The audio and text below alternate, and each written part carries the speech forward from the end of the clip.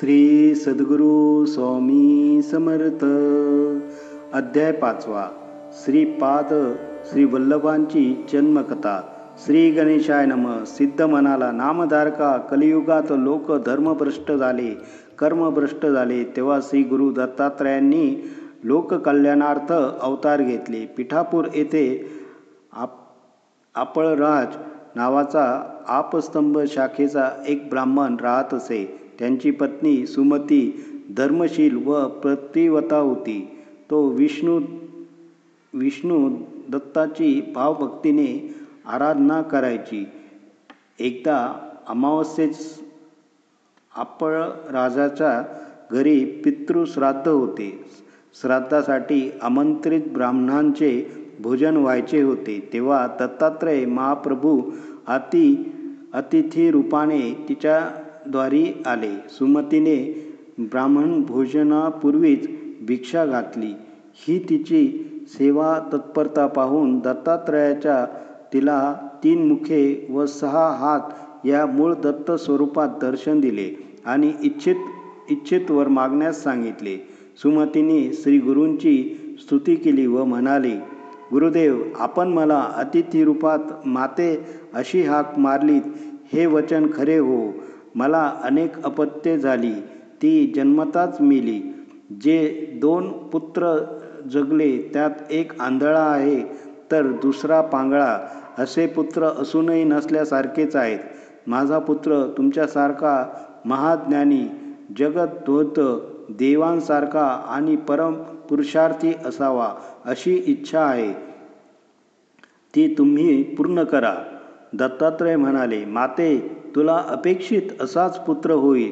तो महातपस्वी असेल. तो तुझ्या कुळाचा उद्धार करेल. त्याची मोठी कीर्ती होईल. मात्र तुम्हाला त्याच्या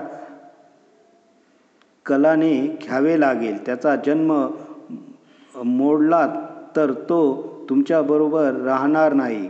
सुमतीला त्याचा शब्द मोडला तर तो तुमच्यासोबत राहणार नाही.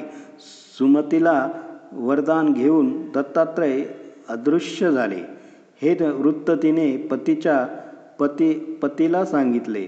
तेव्हा त्यालाही खूप आश्चर्य वाटले. तो सुमतीला म्हणाला, दत्तात्रयांनी तुला माते अशी हाक मारली, त्या अर्थी तेच पुत्र रूपाने तुझ्या पोटी जन्म घेतील. आपले भाग्य आज फळास आले. त्यावेळी दोघांचेही आनंद गगनात मावला नाही. सुमतीच्या मनात थोडी रुखरुख होती. ती पतीला म्हणाली, नाथ, आज मी श्राद्धाचे ब्राह्मण जेवण्यापूर्वीच भिक्षा घातली. यात माझे काही चुकले का? आपळराजा म्हणाला, अगं, तू योग्य तेच केलेस. साक्षात दत्तप्रभूंनी आज आपल्या घरी भिक्षा मागितली. त्यांनी तुला दर्शन दिले, वरदान दिले. आज आपले सर्व पितृगुण कृतार्थ झाले. आता ते स्वर्गलोकी जातील. त्यानंतर काही काळाने सुमती गर्भवती झाली. तिने एका तेजस्वी पुत्राला जन्म दिला. ब्राह्मणांनी त्यांचे जातक वर्तविले. हा पुत्र तपस्वी होईल, विश्वाला मार्गदर्शन करेल, याची जगद्गुरू म्हणून कीर्ती होईल. ते ऐकून आपळराजा व सुमतीला धन्य वाटले. त्यांनी पुत्रांचे श्रीपाद नाव ठेवले. श्रीपाद 7 वर्षाचा झाल्यावर पित्याने त्याची मुंज केली. मौंजीबंधन होताच तो 4ही वेद धडाधड म्हणू लागला. त्याने मीमांसा, न्याय, तर्क आदी दर्शनशास्त्रेही तत्काळ प्रकट केली. लोकांसाठी त्याला अवतारी महात्म्य म्हणू लागले. त्याने आचार, विचार, कर्म, प्रायश्चित्ते, वेदांश, अर्थ, वेदांताचे रहस्य अशा अनेक विषयांचे ज्ञान लोकांसाठी प्रकट केले. श्रीपाद 16 वर्षाचा झाला तेव्हा त्याच्या मातापित्यांना त्याला विवाहाबद्दल विचारले. तो म्हणाला, मी तपस्वी ब्रह्मचारी आहे. योगरूपी श्री हीच माझी पत्नी, म्हणून मी श्रीपाद श्रीवल्लभ आहे. लवकरच मी उत्तरेकडे जाणार आहे. ते ऐकून अपराजा व सुमतीला वाईट वाटले. दत्तात्रयांचे वचन आठवून त्यांनी त्याला विरोध केला नाही. ती दोघे म्हणाली, बाळा, तू आमची म्हातारपणची काठी आहे. तूच निघून गेलास तर आम्ही कोणाकडे आशेने बघायचे. तू आमचे दैन्य दूर करशील अशी आमची अपेक्षा होती. आता आम्ही काय करायचे? श्रीपादाने त्या दोघांचे सांत्वन केले. तो म्हणाला, आई, बाबा, एवढेच ना, मी आत्ताच तुमचे दुःख घालवितो. मग त्याने आपल्या दोन्ही भावांना अमृतमय कृपादृष्टी टाकली.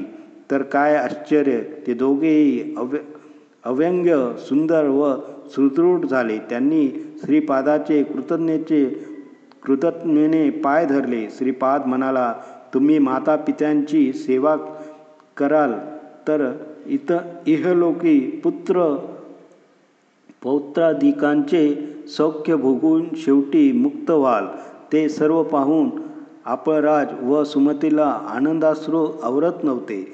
श्रीपादांनी त्यांनाही आश्वासन दिले, हे तुमचे दोन्ही पुत्र शतायुषी होतील. यांच्या घरी अखंड लक्ष्मी नांदेल. यांची मोठी कीर्ती होईल. यांचे वंशज वेदशास्त्रासंपन्न, सदाचारी व प्रतिष्ठा प्राप्त होतील. मला साधुजनांना दीक्षा देण्यासाठी उत्तरेकडे जायचे आहे. अनुज्ञा असावी. मातापित्यांच्या डोळ्यात अश्रू तरळत होते. त्यांना वंदन करून श्रीपाद क्षणार्धात अदृश्य झाले. तो गुप्त रूपाने काशीस आला. तेथून बद्रिकाश्रमास गेला. तेथे नारायणाची भेट घेतली. त्याला मी कार्यासाठी मनुष्य रूपाने अवतार घेतला आहे असे सांगितले. मग तो तीर्थयात्रा करीत गोकर्ण क्षेत्री आला.